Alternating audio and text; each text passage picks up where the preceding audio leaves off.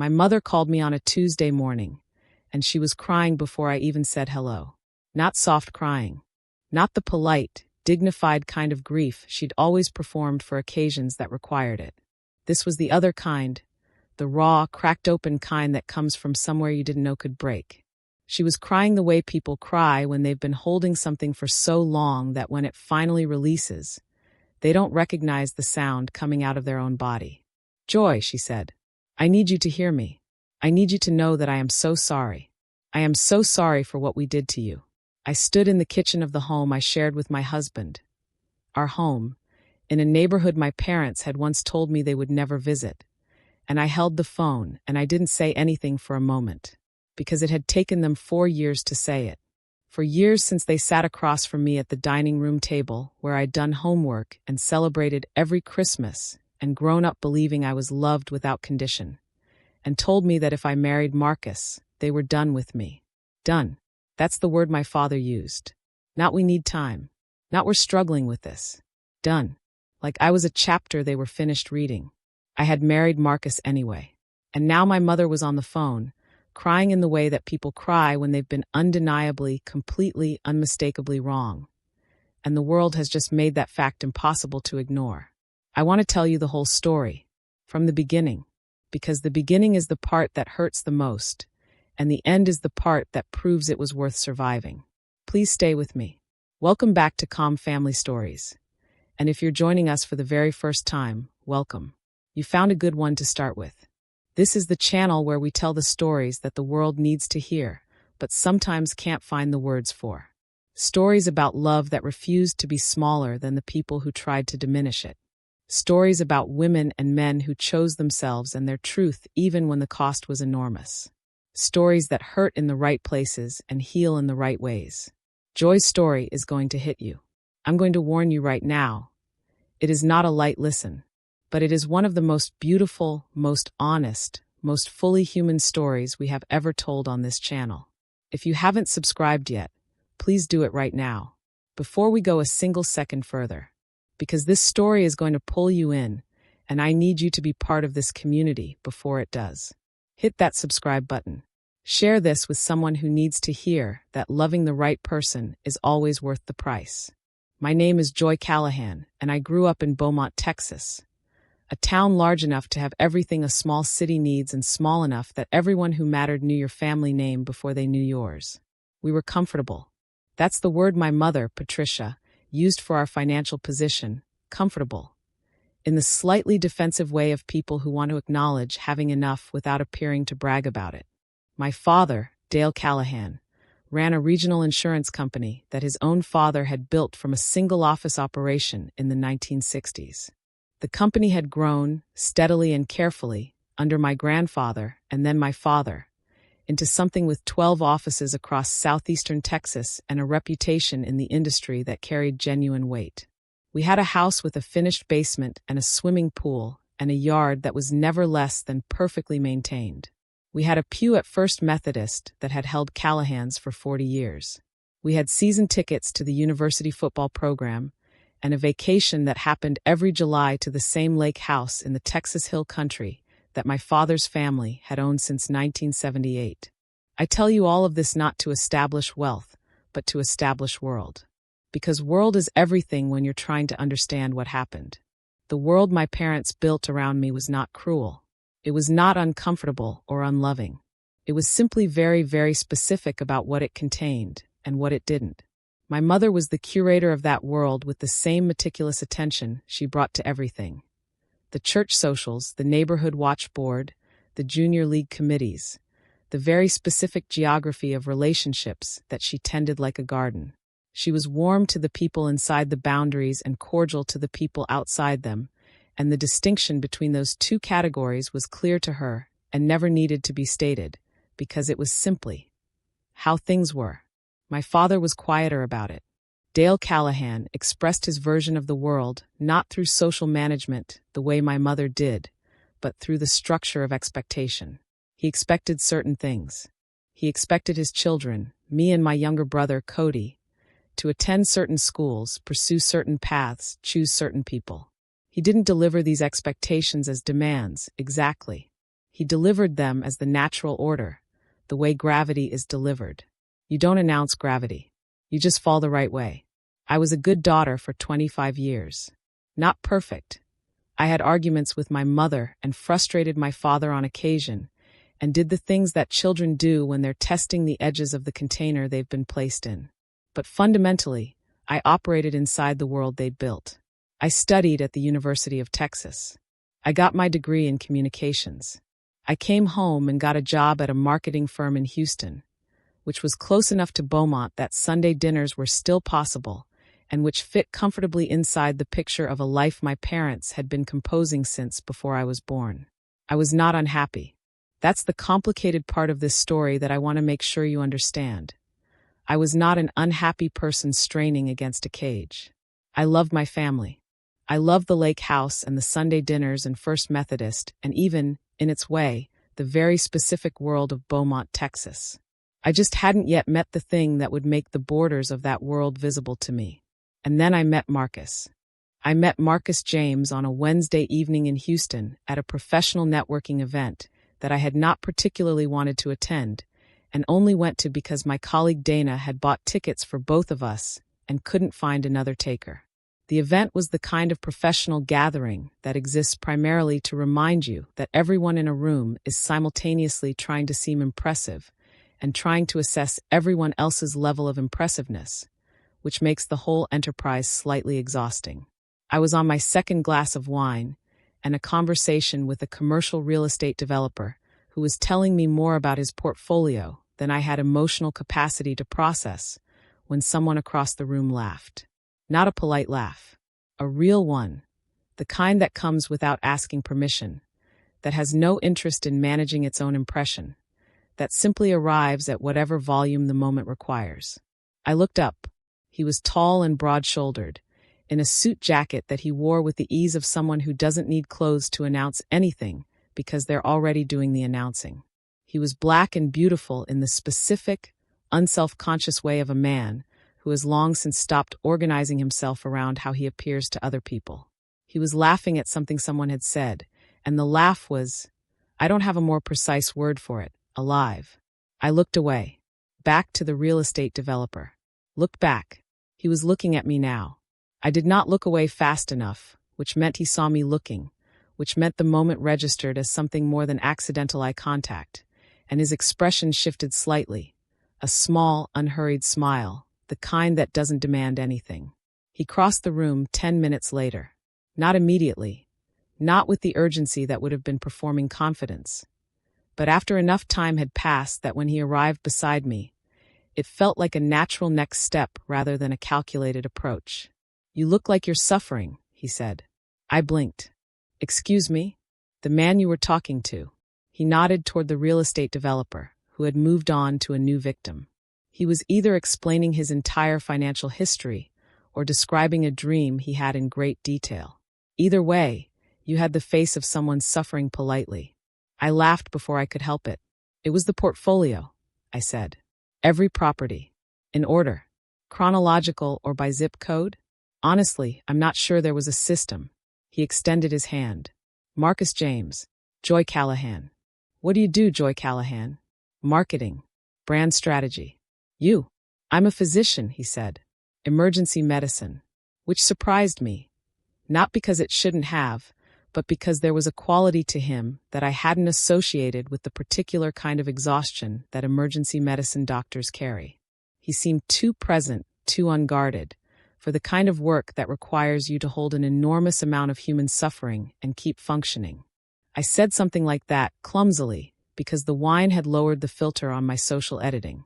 He looked at me for a moment, and then he said, That's the most honest thing anyone has said to me at one of these events in 2 years. We talked for the rest of the evening.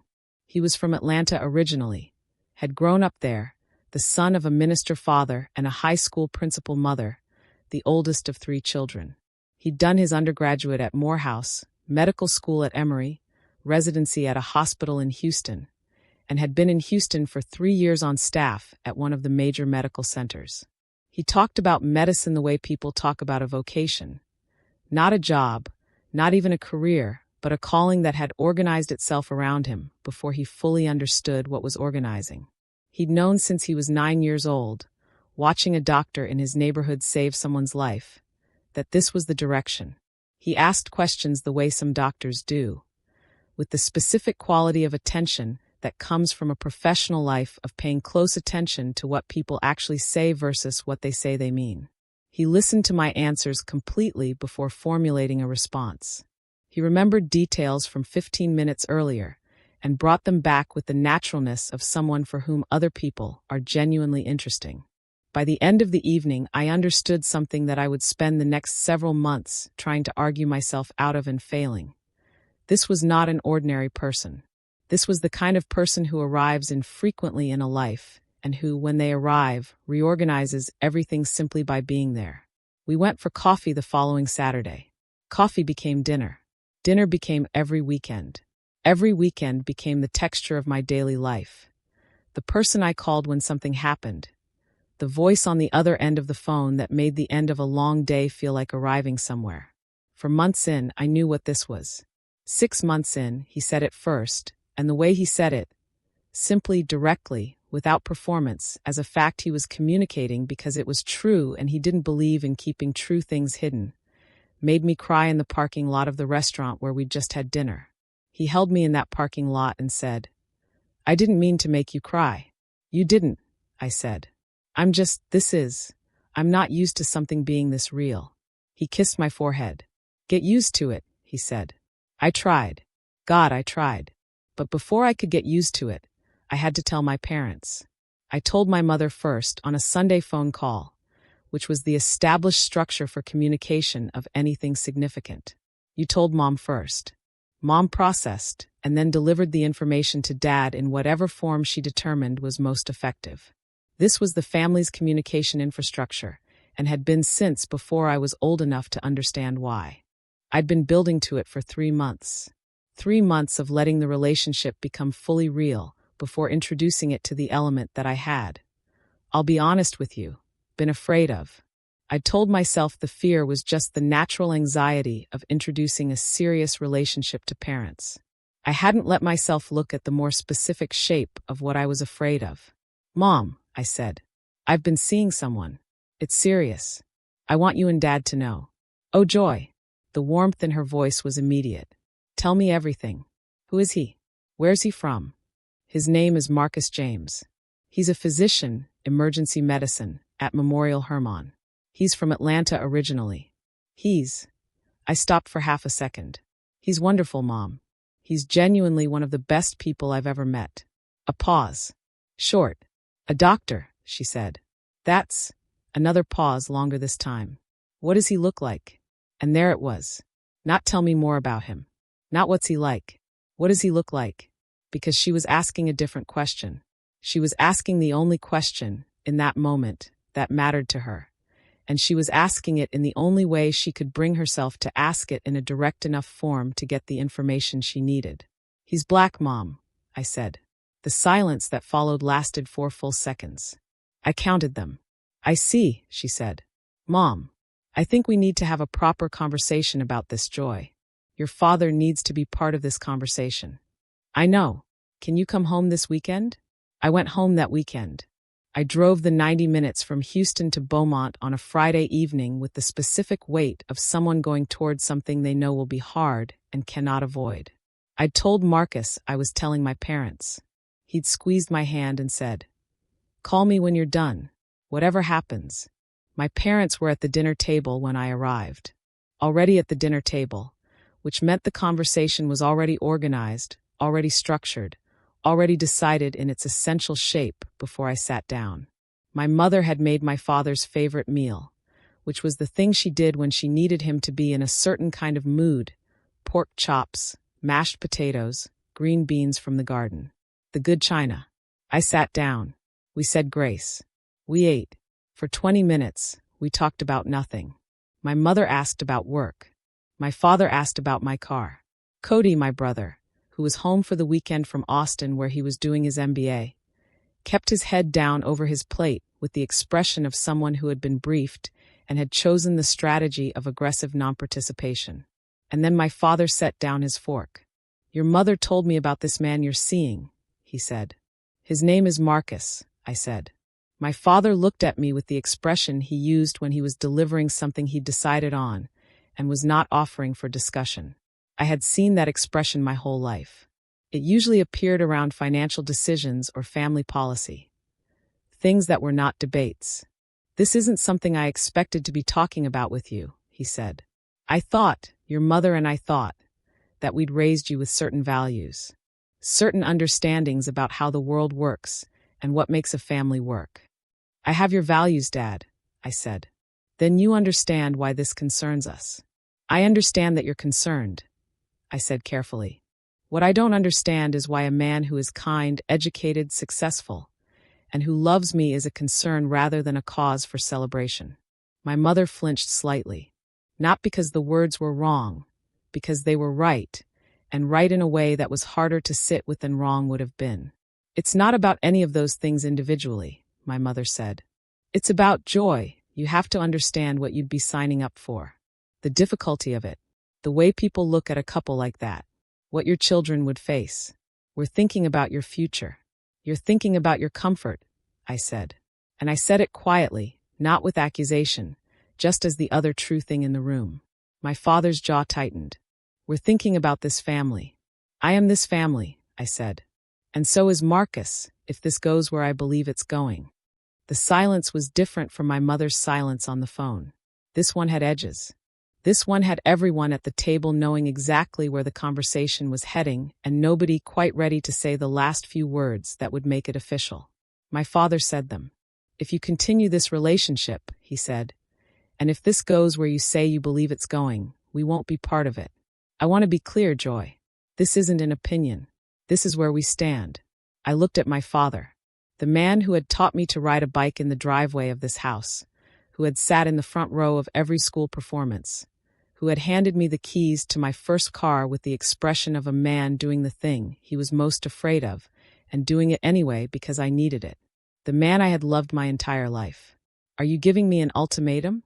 I asked. He didn't answer, but he didn't have to. Dale, my mother said softly. Not disagreeing.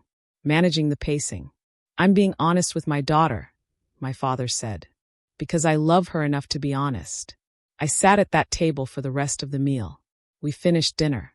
My mother served cobbler, peach, from a jar she'd put up in August the way she did every year.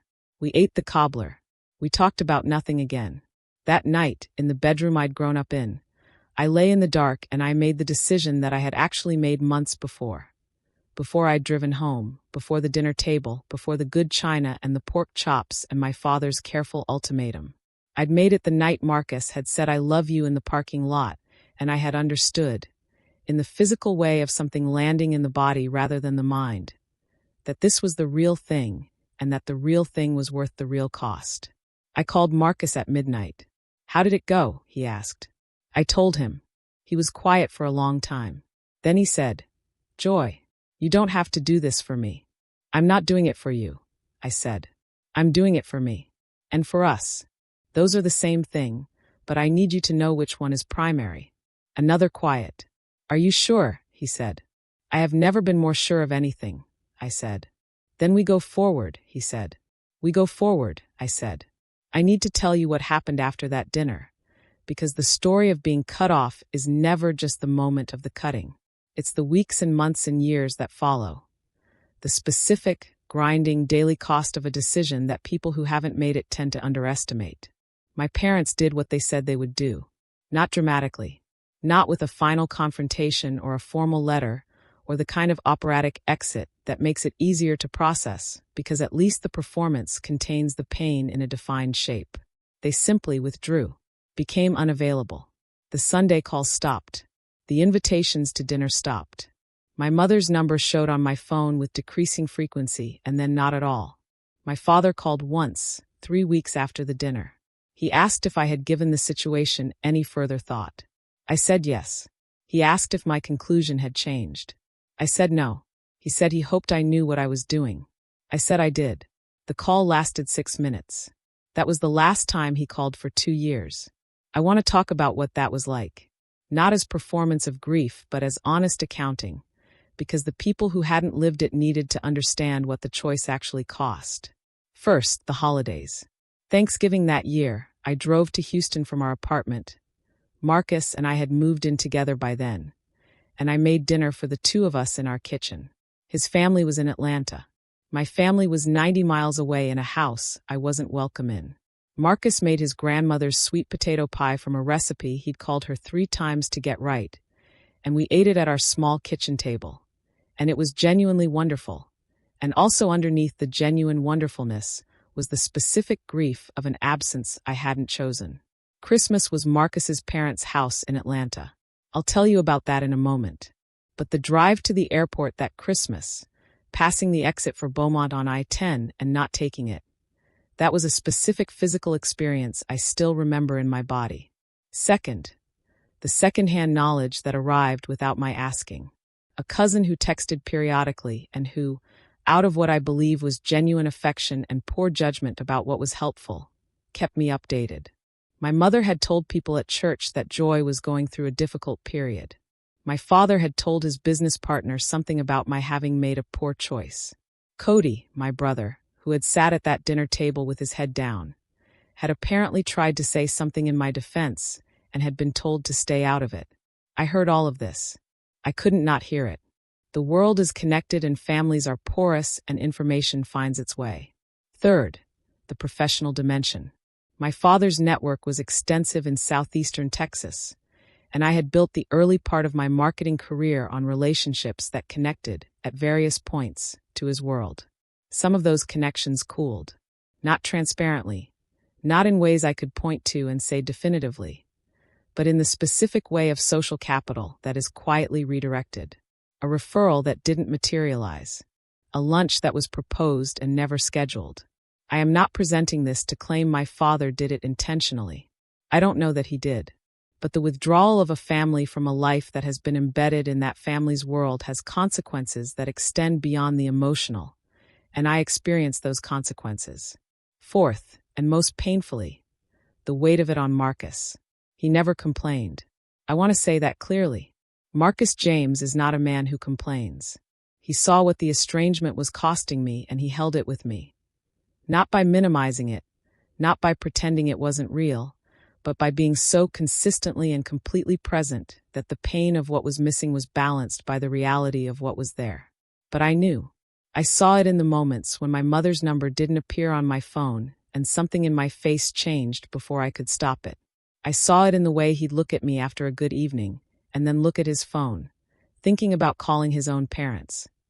People who called every Sunday without fail and who had welcomed me into their family with a warmth so complete and unconditional that it broke me open every time I experienced it, because it showed me exactly what my parents were withholding and what it could have looked like.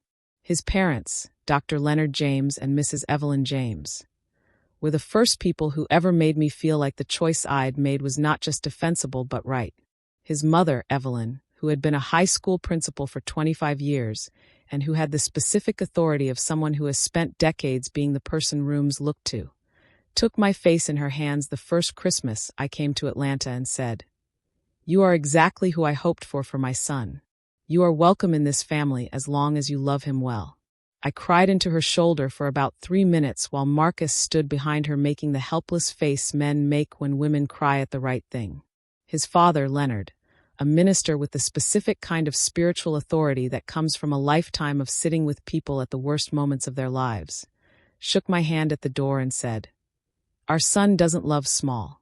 Whatever he gives you, you're getting all of it." That Christmas in Atlanta was the first time I understood fully what my parents' choice had cost them. Not just me. They had opted out of this. Out of these people, this warmth, this specific and generous welcome. They had looked at what they were afraid of and chosen the fear over what the fear was preventing them from having. I grieved for them that Christmas, even as I was grateful. I want to tell you about Marcus James, because this story doesn't fully make sense without understanding who he actually was. Not the surface. The surface you already have, physician, Atlanta, kind present, the man I chose. I mean who he was in the daily specific reality of building a life with someone. He was rigorous. In everything, his medicine, his thinking, his commitment to the people in his life. He was the kind of doctor who stayed late, not because policy required it, but because he was constitutionally incapable of walking away from a patient situation before it was resolved to the extent he could resolve it.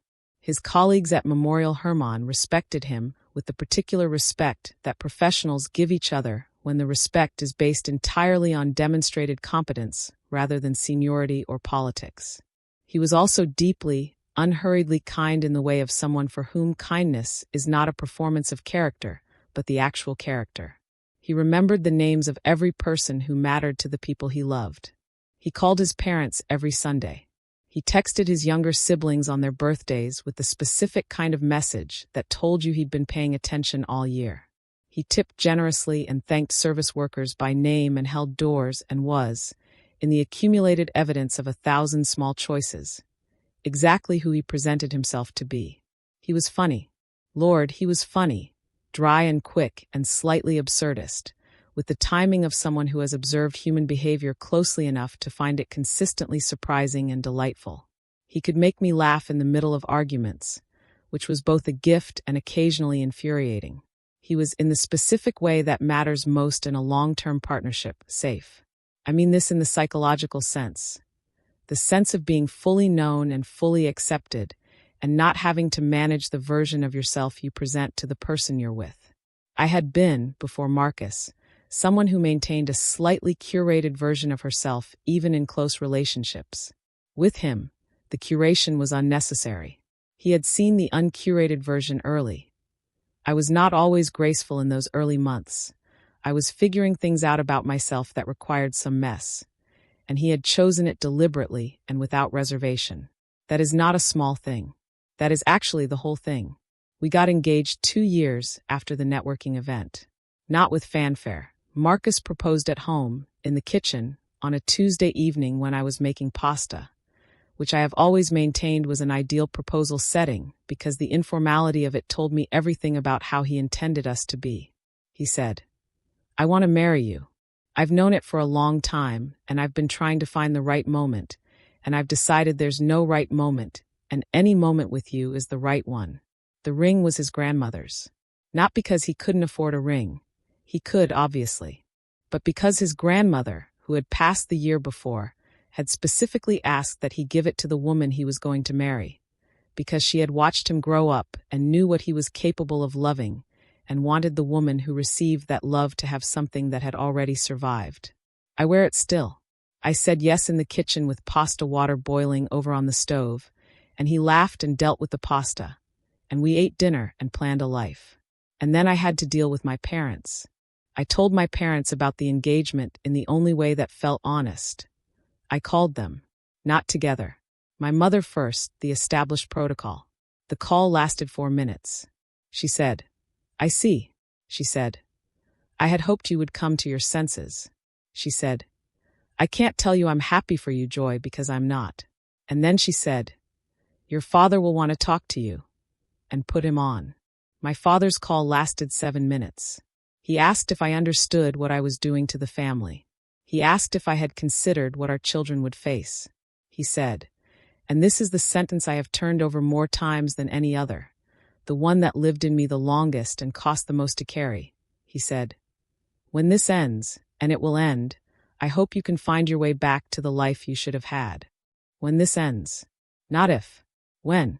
He said it with the quiet certainty of someone who has already concluded a thing and is simply waiting for reality to confirm his conclusion. He said it like a prophecy, like it was already over, and I just hadn't received the news yet. I said, "I love you, Dad. I'm sorry you can't be happy for me. We're getting married in September." He hung up. We planned the wedding without my parents. I want you to understand what that sentence contains. Plan the wedding without my parents. Not in the abstract sense of they didn't contribute financially. In the active, daily, logistical sense of every decision being made in their absence. The venue, the flowers, the dress, the guest list where the Callahan family was a conspicuously short section. My college friends, who were wonderful and furious on my behalf. My cousin Denise, who was the one person on that side of the family who came without hesitation and was the closest thing I had to family in the room.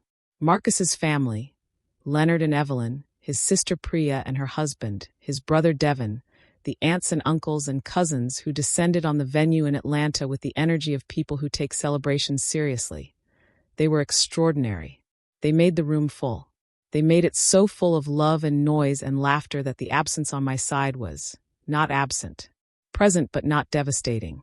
Evelyn danced with me at the reception, the two of us, the mother-in-law who had said you are exactly who I hoped for, and her son's bride.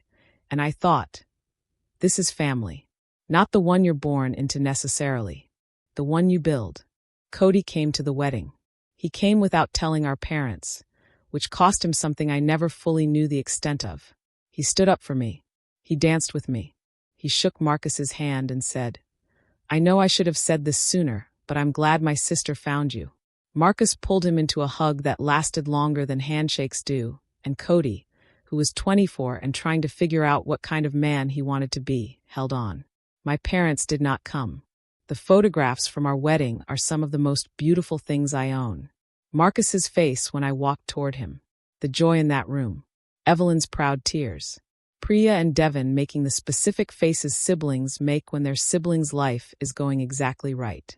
And somewhere in the background of several of those photographs, if you look carefully, Cody Callahan, slightly out of place, slightly uncertain, the lone representative of a family who had made the choice to be absent. Standing straight, smiling, doing his imperfect and genuine best. The years after the wedding were the years of building. Marcus was promoted to attending physician with a leadership role in the emergency department within 18 months of our wedding. He was good at his job in the specific, demonstrable, undeniable way that advances careers without politics. The results were there, and the results spoke louder than the institutional maneuvering that sometimes substitutes for them. I had, in the years of the estrangement and the planning and the building of our life, quietly and consistently grown my marketing career. I'd left the firm I'd been with and joined a smaller, more aggressive agency that was doing genuinely interesting work in health communications, which turned out to be the precise intersection of my skills and Marcus's world that I hadn't planned, but that made enormous sense once I was in it. Understanding medicine, having a physician for a husband, made me better at communicating health content than any credential could have. I built a specialty. I became known for health and medical brand strategy, specifically for hospital systems and healthcare companies trying to communicate complex medical information to general audiences. The niche was specific and the competition was limited, and I was good at it in the way you're good at something when the work is genuinely interesting to you rather than just financially necessary. We bought a house in a neighborhood in Houston that was ours, chosen by us, on our terms, in the specific place we wanted to be. I planted a garden in the backyard. Marcus built raised beds for it with the particular focused attention he brought to anything that required measuring. We had a dog, a rescue lab named George who destroyed one couch in his first year, and then settled into being the most emotionally intelligent member of the household. We were in the texture of our daily life, deeply, specifically happy. Cody visited every few months. He was our bridge, the person on my side of the family who kept that connection from going fully dark. He and Marcus had developed a genuine friendship that had nothing to do with their relationship to me. They watched sports together. They argued about music. They had a running debate about barbecue that had been ongoing for 3 years without resolution. Cody was in our life in a real way, and his presence was both a gift and a reminder of what the rest of his family was choosing to miss. My parents existed at the periphery. My mother sent birthday cards, actual cards in the mail in her handwriting, every year on my birthday and at Christmas. No note inside, just her name and my father's name in her careful cursive. I kept them. I don't know why. Maybe because they were evidence that something was still there, however attenuated. Maybe because throwing them away felt like giving up on something I wasn't ready to give up on. My father sent nothing. The cards were my mother's private gesture. I understood. Something she was doing without his knowledge, or against his wishes, or in the small private space where her doubt lived separate from his certainty. I called her once, about 18 months after the wedding. It was an impulse call, A Thursday afternoon when something difficult had happened at work, and I reached for my phone with the instinct to call my mother. The way you do, the way the body remembers the pattern regardless of what the mind knows about the current situation. She answered. We talked for 23 minutes. About nothing important. About the garden. About a book she'd read. About the weather, which is the conversation topic of people who have lost access to the real conversation, but still need the sound of each other's voices. When I mentioned Marcus, she was quiet for a moment, and then she said, How is he? He's wonderful, I said. He always is. Another pause. I'm glad that you're okay, she said. We're more than okay, Mom, I said. Not unkindly. Just honestly. She said goodbye shortly after that. I sat with the phone in my hand after the call, and I felt both things simultaneously. The warmth of having heard her voice, and the grief of what the voice was unable to say. I need to stop here for just a moment, because I know some of you watching this are carrying something like what Joye was carrying in those years. Maybe you made a choice that your family doesn't understand, a person they couldn't accept, a life that doesn't fit the picture they had for you. And the cost of that choice is real every single day in ways that don't get easier just because the choice was right. I want to say something to you directly. The people who love you imperfectly are still capable of being corrected by life. That is what Joye's story is about to show you. It takes time. Sometimes it takes too long. Sometimes it takes something so undeniable that the story finally becomes impossible to maintain. But hold on. If you haven't subscribed to this channel yet, please do it right now. This community exists for the people who are in the middle of something hard and need to be reminded that the middle is not the end. Stories like Joye's are why we're here. Subscribe, share this with someone who needs it, and let's keep going. Because we are just getting to the part of Joye's story where everything changes. And I promise you, it is worth the wait. 3 years into our marriage, Marcus was asked to chair a committee. This sounds dry. I know it sounds dry. Let me give you the context that makes it not dry at all. The Texas Medical Association, one of the most significant professional organizations in medicine in the country, was launching a health equity initiative, a comprehensive, fully funded, multi-year program addressing disparities in healthcare access and outcomes for underserved communities across the state. The program was significant enough to have attracted attention at the national level. Federal interest, major philanthropic investment, the kind of sustained, serious organizational commitment that is different from the performative gestures that sometimes substitute for it. They needed a chair for the clinical committee. Someone with the specific combination of emergency medicine expertise, community credibility, and organizational presence to lead the work publicly and effectively.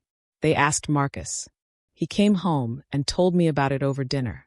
He was characteristically measured about it, weighing the time commitment against his clinical obligations, the leadership opportunity against the risk of overextension, the cause against his capacity to serve it well. He talked through all of it with the methodical honesty he brought to everything. This is important work, he said. If I do it all the way. I want to be sure I'm saying yes to the right thing and not just a prestigious title. Is there any version of this where you say no? I asked. He looked at me. Probably not, he said. Then you already know the answer, I said. He smiled. Slow, full. The smile that still did what it had done to me across that room 7 years earlier. Yeah, he said. I do. He said yes. He threw himself into it with the full force of the energy and intelligence that he brought to everything. And the program under his leadership became something that was written about in medical journals and covered in newspapers and cited in federal policy discussions. He was not the flashy face of it. That was never his style. He was the architectural presence behind it, the person whose thinking organized the work, whose credibility gave it weight, whose relentlessness sustained it through the institutional friction that everything important encounters. Within a year, he was being interviewed by the Houston Chronicle. Within 18 months, he was a panelist at a national health equity conference that was covered by several major media outlets. Within 2 years, he was profiled in a long-form piece in Texas Monthly, a substantial feature, not a mention, a full story about his work and his vision and his career and his life. The Texas Monthly piece was where everything changed with my parents. Because the Texas Monthly piece, I did not plan this and I had no hand in it, included a photograph of Marcus and me at home. The two of us, in our kitchen, natural and unposed in the way that the best photographs are. George the dog in the background. The raised bed garden visible through the window. And it included a description of our marriage. Of me. Of who I was and what I did and how we'd built a life together. My mother read it in a dentist's waiting room in Beaumont, Texas. I know this because Cody told me afterward, and I know Cody told me because our mother had called him, crying, immediately after. She called me 3 days after the issue hit newsstands. On a Tuesday morning. The crying before I said hello. Joy, she said. I need you to hear me. I need you to know that I am so sorry. I am so sorry for what we did to you. I stood in the kitchen. George lifted his head from his bed in the corner and looked at me with the specific concern of a dog who monitors emotional atmospheres. I did not say it's okay, because it wasn't okay. I did not say it's fine, because it wasn't fine. I did not rush to comfort her, because the comfort she needed was mine to give or withhold on my own terms, and I needed to know first what she was actually saying. Tell me more, I said. And she did. For 20 minutes, Patricia Callahan, who had managed every difficult conversation of my childhood and adolescence with the smooth control of a woman who does not allow her emotions to run ahead of her social judgment. She talked. She talked about the article. She talked about reading it in the waiting room and getting to the photograph of us in the kitchen and her hands starting to shake.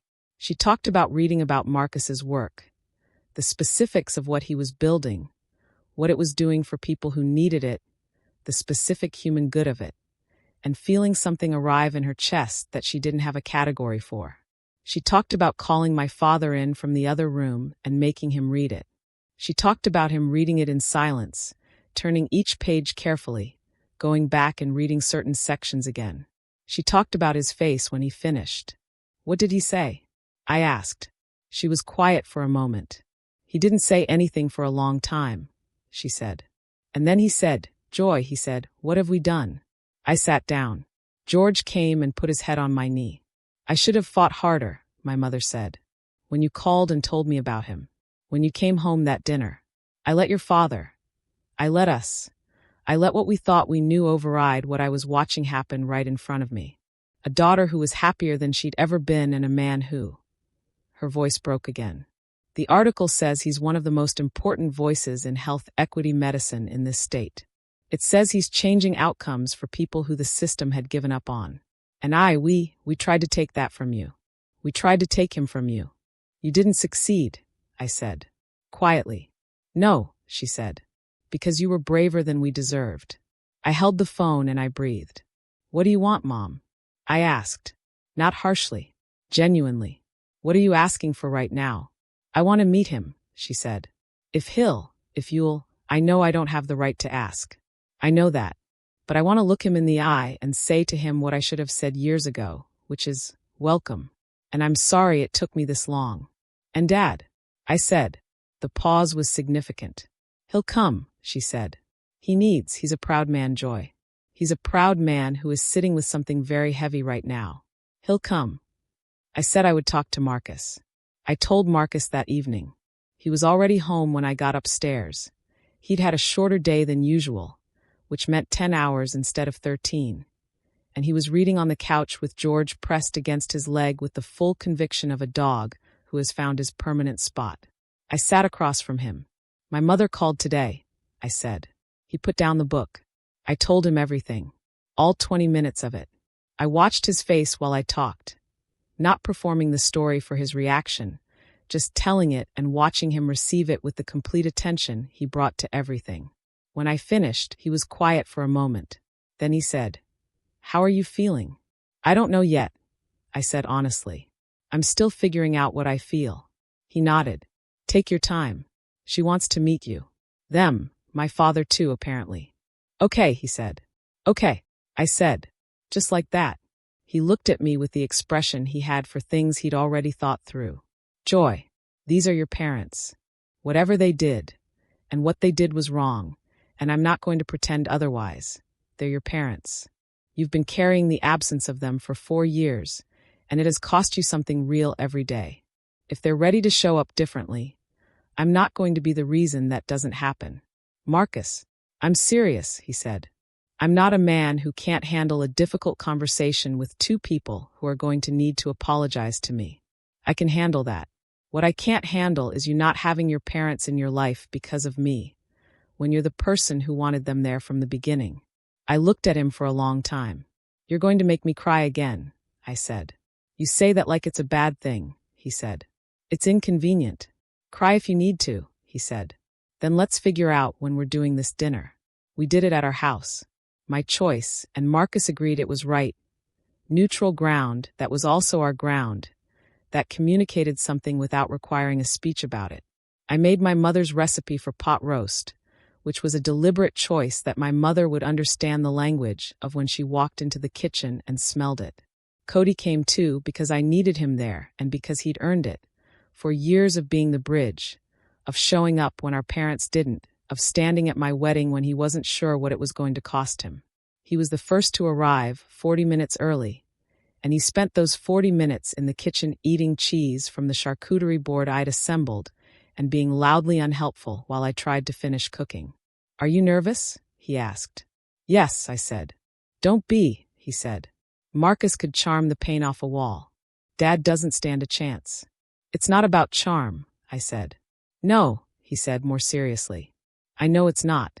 My parents arrived at 6:15.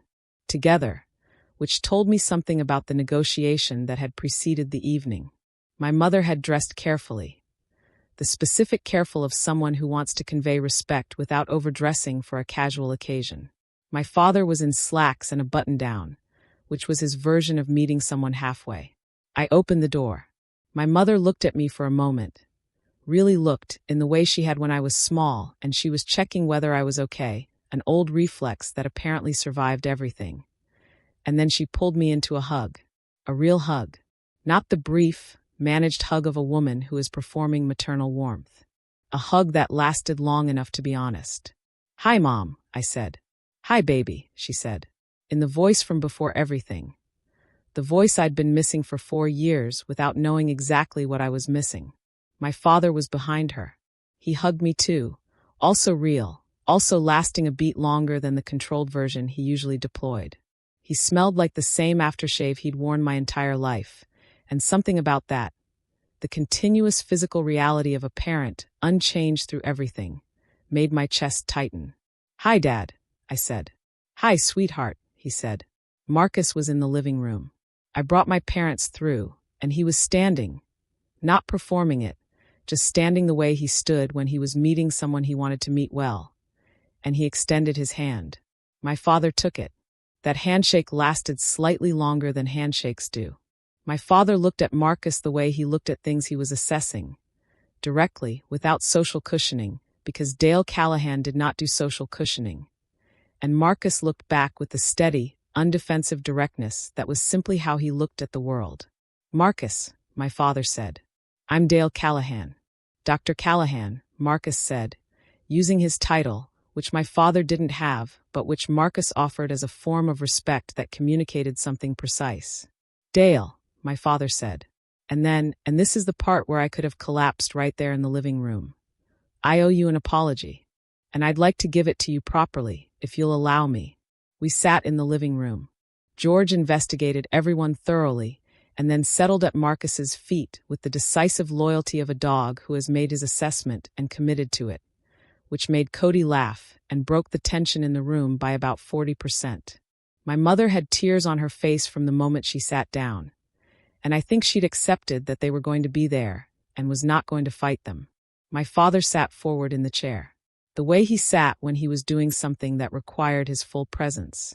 I've been trying to figure out, he said, the right way to say what I need to say. And I don't think there is a right way. So I'm going to say it directly, because direct is the only way I know how to be honest. Marcus nodded, didn't fill the space, just waited. I was wrong, my father said. What I communicated to my daughter, what I communicated to both of you about this marriage, about who you are, about what I thought your future together was worth, I was wrong. Every part of it was wrong. And I was wrong in a way that came from things I believed that I should have examined and didn't. From fears I should have interrogated and indulged instead. He paused. I told my daughter that her marriage would end. I told her that as if I had the authority to say it. And I said it because I was afraid of something that turned out to be. That turned out to be nothing. That was never real. That was something I carried without ever choosing to look at it directly. The room was very quiet. I read the article, my father said. And I'm not saying that the article is what changed my mind. I want to be clear about that, because I don't want you to think that you had to become notable for me to see you correctly. But it was a mirror. It showed me what I'd been turning away from. A man who is doing work that matters for people who need it, who is my daughter's husband, who I refused to welcome because I was wrong. He stopped. The muscle in his jaw worked. I would like to start again, he said. If that's available to us. I understand if it isn't. Marcus looked at my father for a moment. Then he said, Mr. Callahan Dale, I want to tell you something. I grew up the son of a minister. And my father said something to me when I was young that I've thought about many times in the years since. He said, the men who are hardest to forgive are usually the men who need it most and know it. I don't know you yet, but I'd like to. My father's face, my father's controlled, managed, assessed everything face, did something I had never seen it do. He nodded once and looked at the floor for a moment, and when he looked back up his eyes were wet. My father was not a man who cried. In 30 years, I had seen him cry exactly twice. At his own father's funeral and at my grandfather Callahan's last Christmas. That was the full accounting. He was crying now, quietly, without drama, the way men of his generation cry when they finally allow it. Like they're not sure the structure will hold, and they're conserving themselves as they go. Thank you, he said. To Marcus. Thank you for that. My mother had both hands over her mouth. Cody was staring at the ceiling. George put his head on my father's knee, in the decisive way that dogs have of understanding exactly who needs them. My father looked down at the dog. Then he put his hand on George's head, and he said to no one in particular in a voice that was quieter than his usual voice, "What a good dog," which somehow broke everyone open. We ate dinner. We ate the pot roast, and my mother said this is my recipe in the voice of a woman receiving something back that she'd given without expecting to see again. Marcus told the story of calling Evelyn James 3 times to get the sweet potato pie recipe right, and my mother laughed, really laughed, and said his mother sounds like a very smart woman. My father asked Marcus about the Health Equity Initiative. Not to be polite, because he was genuinely interested, I could tell. Dale Callahan had a specific quality of attention when something interested him. The same quality he'd turned on business problems my whole life, and he turned it on Marcus's description of the work with the same intensity. He asked good questions. Marcus answered them fully. They went back and forth for 40 minutes, while my mother and Cody and I cleared the dinner dishes and exchanged the looks of people witnessing something they hadn't been certain was possible. At one point, washing a dish at the sink, my mother came and stood beside me and said quietly, "He's wonderful, Joy." "I know," I said. "I'm so sorry we cost you 4 years," she said. I turned off the water and I looked at her. My mother, 62 years old, smaller than she used to seem, doing the hardest thing she knew how to do in the only way she knew how to do it. Directly, without excuse, owning the full weight of it. "You have now," I said. "Let's use it." She nodded, dried her hands, picked up the next dish.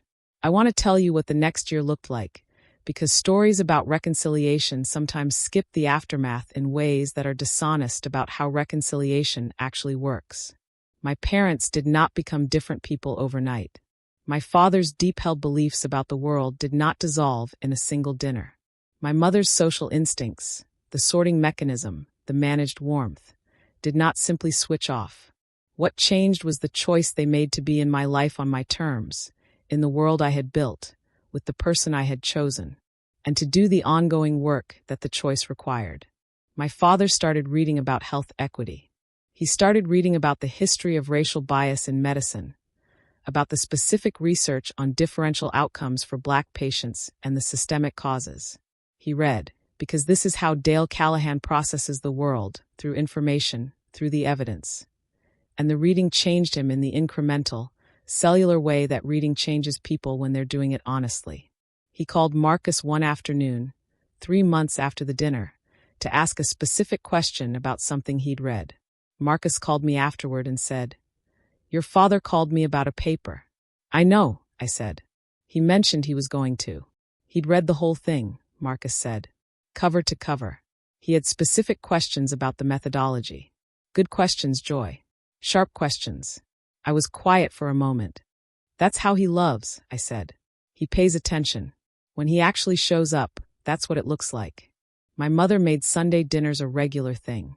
Not every week. They were still in Beaumont and we were in Houston. But most weeks she called on Sunday evening, the established rhythm of it, the pattern that I had been missing for 4 years. She asked about Marcus by name, about his work, about the initiative. She asked about George. She asked about the garden, because she'd found out about the raised beds and she had opinions about soil composition that she was now free to deploy. She came to visit twice in that first year. Alone. My father came once, a longer visit, and it was not without awkwardness, not without the occasional moment when someone had to navigate carefully around the shape of what used to be there. But the navigation was mutual, and mutual navigation is the definition of repair. Marcus was, throughout all of it, exactly who he was. He did not perform graciousness or rub anything in or make the reconciliation about himself. He was simply present, warm, interested in the people I came from in the genuine way he was interested in everyone, which is what made the process work. You cannot reconcile with your daughter's husband when he is cold or strategic or wounded in a way he's decided to wear. You reconcile when he opens the door and genuinely means it. He genuinely meant it. Evelyn James and my mother spoke on the phone. I did not arrange this. It happened because at some point they had both been given each other's number in the natural exchange of family information. And Evelyn called, and my mother picked up, and they talked for an hour and a half about their children and their children's marriage and a dozen other things that I only know about because my mother came and told me about it, slightly stunned, the way people are stunned when they discover that the thing they were afraid of contains something they needed. "She's wonderful," my mother said. She made me laugh 3 times. "She does that," I said. She said. My mother stopped, started again. She said she was grateful for the family I'd raised, because my daughter was who Marcus needed. She said that like she meant it. "She did mean it," I said. My mother looked at me. "She's been mothering you longer than I have," she said. "For the last 4 years, yes," I said. "Not cruelly. Honestly." My mother took it honestly. "I'm going to do better," she said. "I know," I said. 18 months after the dinner at our house, Marcus was awarded the Texas Medical Association's highest annual honor, a recognition given each year to the physician whose contribution to medicine and community health had been most significant. The ceremony was black tie. Houston, a ballroom in one of the major hotels downtown. 800 people in the room. Physicians, hospital administrators, community leaders, politicians, the kind of assembled recognition that made the air in the room feel like something was at stake. My parents were there. I want to say that again because I need you to feel the weight of it. My parents were there. Not because Marcus had made them come. Not because I had pressured them. Because my father called me 2 weeks before the ceremony and said, "I'd like to be there. If that's all right." "It's more than all right," I said. "Will his parents be there?" "Yes." A pause. "I'd like to meet them," he said. "Properly. I think it's time." Leonard James and Dale Callahan met in the lobby of that hotel an hour before the ceremony. I watched from 20 feet away as Cody stood beside me muttering something about national landmarks and the recording of history, and I told him to hush. They shook hands. They talked. Within 10 minutes they had identified 2 things they had in common: a love of golf and a deep investment in the professional success of Marcus James. By the time we went in for the ceremony, they had exchanged numbers. My mother and Evelyn James saw each other and hugged. They had spoken on the phone enough times by then that the hug was not the hug of strangers. It was the hug of 2 women who have been co-mothering the same marriage from opposite directions and have made their peace with each other. Marcus received his award with the specific, complete, unperforming grace that characterized everything he did. He spoke briefly. Thank you to the organization. Thank you to his team. Thank you to the community members whose needs had organized the work. He mentioned me, not as an accessory, but as a partner, specifically, with the kind of language that tells you a person means it because they don't need to say it and are saying it anyway. And then he said, I want to thank my family, both sides of it, the family I was born into and the family I married into. The people in this room tonight who built me and who have shown me what it looks like to grow, even when growth is late, even when it costs something. Growth is always worth it. My father was in the second row. I was watching him when Marcus said that. His chin dropped slightly. His hand came up and pressed against his mouth for a moment. My mother's hand found his arm. I watched my father receive those words. Even when it costs something, growth is always worth it. From the man he'd told me to leave, the man he'd predicted would break my heart, the man who had turned out to be the best thing in the world I lived in. And my father cried, quietly, without drama, the third time in the full accounting of his tears. After the ceremony, in the lobby, my father found Marcus. I watched from across the room. I wanted him to have this without me next to him. And I watched my father say something and Marcus listen, and then my father extend his hand and Marcus take it, and then my father do something I had never in my life seen him do with anyone outside our immediate family. He pulled Marcus into a hug. A real one, the kind that lasts. Marcus held on. I turned around because I needed a moment where no one could see my face. Cody appeared at my elbow. You okay? He asked. No, I said. Yeah, he said. Me neither. He put his arm around my shoulders. Good kind of no. The very best kind, I said. I am 34 years old as I tell you this story, and Marcus and I have been married for 6 years, and my parents have been back in my life. Really in my life, in the daily, textured, complicated, real way of family, for 2 of them. I want to tell you what I know. The true things, not the easy ones. The first thing, love is not diminished by the fight it costs. I chose Marcus at 25 without fully knowing what the choice was going to cost. I made the choice anyway because the alternative, choosing safety and familiarity over the real thing, was not actually a choice I could live inside. And the years of estrangement, the holidays alone, the wedding without my parents, the career friction, the phone calls that didn't come, all of it was real. All of it was costly. None of it diminished what I chose.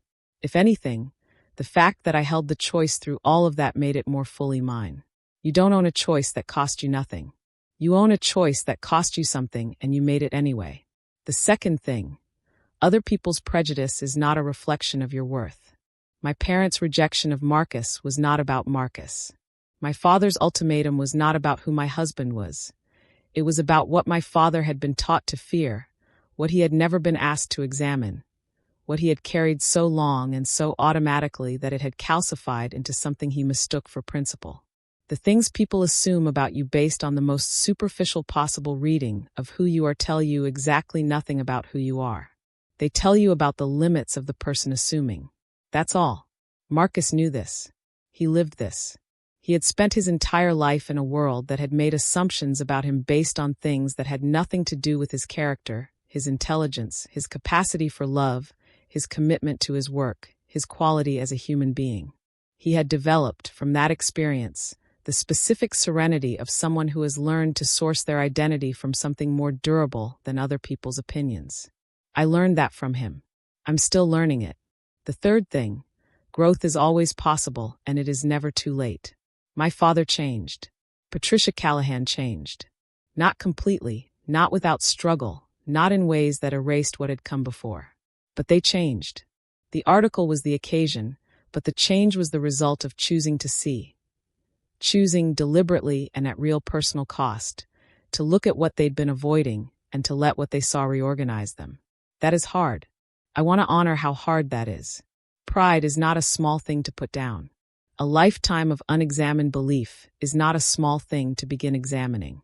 The courage it takes for a person to look at themselves clearly and say I was wrong about something I've believed for decades. That is not nothing. I can hold both truths simultaneously. They caused real damage, and they did real work to come back from it. Growth is always possible. It is never too late. but it does require choosing it, and choosing it costs something, and not everyone is willing to pay. I am grateful that my parents were, eventually, willing to pay. The fourth thing. The family you build is as real as the family you're born into. The James family, Leonard and Evelyn, Priya and Devon, the whole warm extended world of Atlanta and beyond. They were my family before my Callahan family came back. They held me without asking for anything in return. Evelyn's arms at that first Christmas, her "you are exactly who I hoped for." That is a thing I carry. That is something I was given that I did not earn and could not have planned for, and that changed my understanding of what family means. Family is not the people you share blood with. Family is the people who show up. In my life, when the people who shared my blood did not show up, the people who had chosen me showed up. And that is its own kind of miracle. The fifth thing. You are braver than you know until you have to be. I did not know, at 25, that I was capable of standing in a dining room while my father delivered an ultimatum and choosing myself anyway. I did not know I could survive the first Thanksgiving alone, or the wedding without them, or the 2 years of phone calls that didn't come, or the professional friction, or the long, grinding years of building a life in the absence of people who should have been part of it. I knew none of that until I was in it and had to find out. You don't know what you're capable of until the moment requires it. The moment will require it. When it does, you will find out what you're made of. And what you're made of is more than you think. At last Thanksgiving, we had dinner at our house in Houston. My parents drove up from Beaumont. Leonard and Evelyn flew in from Atlanta. Priya and her husband came. Devon came. Cody came from Austin. Our neighbors' kids, who had adopted us as honorary family over the years, came for dessert. The table we built for the occasion. Marcus and my father actually built it together, one Saturday in October, in the driveway, because neither table we owned was large enough and Marcus had the lumber and Dale Callahan, it turned out, had more carpentry knowledge than anyone knew, seated 14 people. We said grace. Leonard led it, which was right. He'd spent 40 years of Sundays doing this, and the particular quality of his grace, the way it was both formal and intimate, the way it acknowledged what was in the room without cataloging it. It was exactly what the moment needed. My mother sat next to Evelyn. They had, over 2 years of phone calls, developed a friendship that was genuinely its own thing. Separate from the marriages that had produced it, a friendship between two women who had taken a long time to be in the same room and were making up for it. I caught a fragment of their conversation at one point. Something about a book club, something about a podcast they were both listening to, something that made them both laugh at the same time. My father sat next to Leonard. I don't know what they talked about. I heard golf. I heard something about Marcus's work. I heard, at one point, my father saying something in a low voice and Leonard's response, which was to put his hand briefly on my father's arm in the way that Leonard James had of receiving confessions. Without drama, without inflation, with the simple, absorbing presence of a man who has heard the worst and the best of what human beings carry and has learned that what people need is not judgment but witness. George moved through the room with the authority of a host. Marcus was in the kitchen most of the evening. He cooked the turkey, which he'd been preparing emotionally for 2 weeks, and he appeared periodically to check on things and to accept compliments with the specific modesty of someone who worked hard on something and is genuinely pleased it turned out well. At one point, I was standing in the doorway between the kitchen and the dining room, watching the table full of people. All of them there because of choices that had been made and held through difficulty, and Marcus appeared beside me. "Look at this," he said. "I know," I said. "Worth it?" he asked. I looked at the table. My father and his father. My mother and his mother. Cody, who had stood at our wedding and held the bridge. Devon, who had welcomed me into the family with his brother's ease. The noise and warmth of it. "Every single thing it cost," I said. He put his arm around me. In the dining room, my father said something that made everyone at the table laugh. A story I couldn't hear from the doorway, but the laughter was real. And Leonard James leaned back in his chair with the expression of a man who is completely at home in the room he's in, laughing at something Dale Callahan said. My father, who had delivered an ultimatum to his daughter 4 years earlier with the certainty of a man who knew exactly how the world worked. laughing with the father of the man he'd tried to keep out of his family. Some things take time, but when they arrive fully. 3 months ago, my mother and I were doing what we do now, talking on the phone on a Sunday evening, the reclaimed ritual, the pattern restored. She asked about Marcus's work. She asked about George. She asked about the garden, the winter garden, the kale and the root vegetables that Marcus had added to the rotation. And then, in the quiet way she sometimes said the most important things, sliding them in at the end, when the conversation had done the work of making her feel safe enough, she said, "Joy, can I ask you something?" "Of course," I said. "Do you think I would have come to where I am, where your father and I are, without the article? Without the public thing that made it impossible to look away?" I thought about it, really thought about it. "I don't know," I said honestly. "I hope so. I think there was a path where you got there without it. But I can't be sure." She was quiet for a moment. "I think about that sometimes," she said. "What it means that it took something external. That my daughter's love and her choice and her loyalty weren't enough. That I needed the world to show me what I could have seen with my own eyes." "Mom, I'm not asking for comfort," she said. "I'm being honest with myself. Because I think that's what I owe you. The honest version, not the cleaned up one. The honest version is that I had access to everything I needed to see who Marcus was from the moment you introduced him to me. And I chose not to see it. And that cost you something I can't give back." I sat with that for a moment. "You can't give it back," I said. "But you can give me what's forward. And that's what you're doing." "It's not enough," she said. "It's what's available," I said. "So yes, it's enough." She said goodnight shortly after. I sat in the kitchen with the phone in my hand and George leaning against my leg, and I thought about 25-year-old Joy at that dining room table, hearing the ultimatum and deciding it wasn't going to be the end of her story. It wasn't the end. It was the door. Everything real was on the other side of it. Before we go, I want to tell you what I learned from this. Lesson 1. Choosing yourself is not the same as losing your family. Joy chose Marcus. Her parents responded by withdrawing. And for 4 years, she lived in the gap between those two facts. But choosing herself and choosing Marcus didn't end her relationship with her parents. It interrupted it. Interrupted it in a way that eventually produced a more honest version of it. Some choices create distance before they create closeness. The distance is real. It is not the end of the story. Lesson 2. Prejudice is not invincible. It is just unexamined belief. Dale Callahan's prejudice was not unusual. It was the specific, inherited, unexamined kind that passes through families the way other things pass through families. Through silence and assumption, and the specific worldview of communities that have never had to interrogate their own comfort. It was not unusual, but it was also not permanent. When it was forced to look at itself, through the specific mirror of what his daughter had actually built, it changed. Unexamined belief can be examined. It takes something, sometimes external, sometimes internal, sometimes a crisis or a mirror or an article in a dentist's waiting room. But it can change. Lesson 3. Who you love reveals who you are. The choice to love Marcus cost Joy things she hadn't fully calculated. And the person she became in the years of making that choice and holding it, the professional growth, the depth of the James family, the specific clarity of someone who has chosen a hard, true thing over an easy, comfortable one. That person was shaped by the choice. Who you love and how you love them is not a peripheral fact about you. It is central. It reveals things about your courage and your values and your capacity for commitment that nothing else can fully reveal. Lesson 4.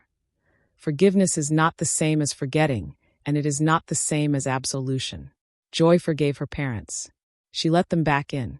She was at that Thanksgiving table genuinely, not performatively. She also did not pretend the 4 years had not cost her what they cost her. She did not claim that her mother's reading of an article was equivalent to her mother's eyes being open from the beginning. The forgiveness was real and the accounting was also real, and holding both simultaneously is not contradiction. It is honesty. Forgiveness is not for them. It is for you. It is the act of putting down the weight so that you can keep moving. You can put down the weight without pretending the weight was never there. Lesson 5. The people who try to stop you from loving the right person are always wrong. They might be wrong with good intentions. They might be wrong from fear rather than malice. They might be wrong in ways they eventually come to understand. But they are always wrong. Because the right person, the person who sees you fully, who builds you up without requiring you to be smaller, who holds you in your mess and chooses you anyway, that person cannot be the wrong choice. Not for any reason. Not for any family's comfort. Not for any world's preference. The right person is always the right choice. And the people who tell you otherwise are telling you something about themselves, not about you. If you watched Joye Callahan walk from that dining room table, where her father delivered an ultimatum with the certainty of a man who thought he knew everything, all the way to that Thanksgiving table where he was laughing with his son-in-law's father, then you just watched one of the most important stories this channel has ever told. And I want to ask you something directly, before you click away. Is there a choice in your life that the people around you are making harder than it needs to be? A person they can't accept, a direction they don't understand, a version of yourself they're not ready for? I want you to hear Joye's story as a promise. Not that it will be easy. Not that the distance will close quickly, or that the people who hurt you will find their way back in any particular time frame. But that the choice, the true, costly, fully honest choice, is always worth it. Always. Here's what I need from you right now. 1. Subscribe. Right now. This channel tells these stories every week, and you deserve to be here for every one of them. Hit that button and join this community. 2. Like this video. It tells us the story landed. It helps us reach the next Joye, the next person sitting at a dining room table, hearing an ultimatum, deciding whether the real thing is worth the real cost. Help us find them. 3. Share this. Send it to the person in your life who is in the middle of a choice that the people around them don't understand, who is choosing the right person against the weight of the wrong opinion, who needs to see that the table with everyone at it is possible, that it exists on the other side of the hard middle. 4. Comment below. Tell me, have you ever had to choose between a person you loved and a family that didn't understand? What did you do? What did it cost? What came of it? I read every comment. Every single one. And I will tell you this, because I believe it fully. The people who love you imperfectly are still capable of being corrected by life. It may take time. It may take something you didn't expect. But love, when it is real, when it is true, when it is chosen and held and built into something the world cannot ignore, love wins. Every time. In the end, love always wins. We'll see you in the next one.